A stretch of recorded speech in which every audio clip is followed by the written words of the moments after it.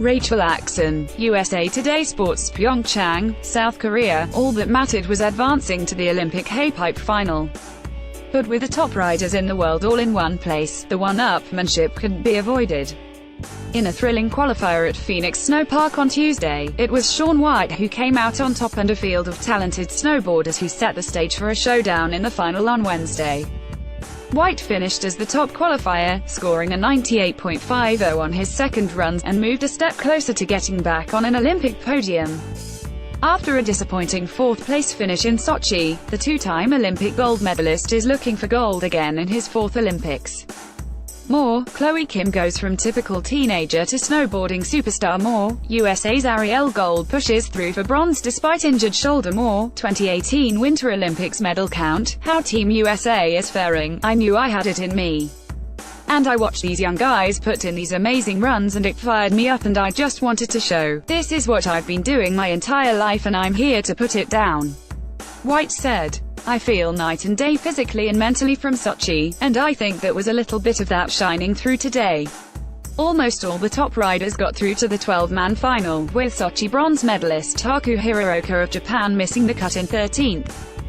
Atop the leaderboard were the guys expected to contend for gold: White, Australia's Scotty James, Japan's Ayumu Hirano and the USA's Ben Ferguson. All scored above an 87 on their first runs, and by the end of the competition, those four and Japan's Reibu Katayama were in the 90s. Riding one after the other, James and White each landed back-to-back double cork 1260s, a trick with 2 off-axis flips and 3.5 spins. James scored 96.75 to briefly take the lead before White claimed the top spot.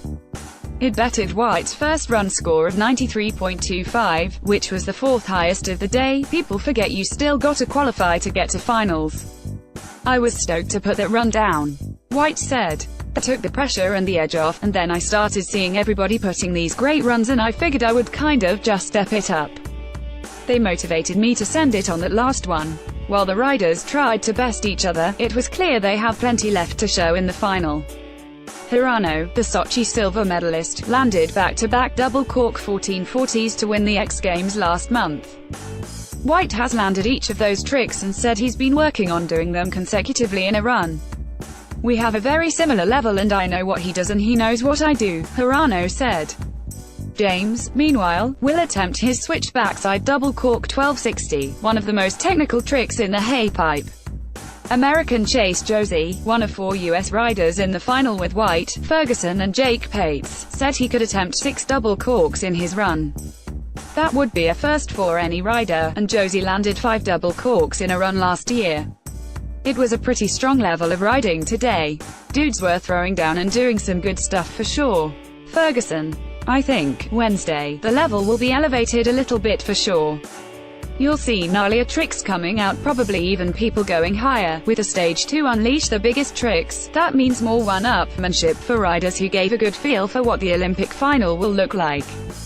For White, though, it wasn't just pure ego. As the top qualifier, he'll be the last to ride in each of the 3 final runs. I get my favorite slot, dropping last, and it was big for me, he said. That's really a good luck spot and I really wanted it, so I'm happy to have it.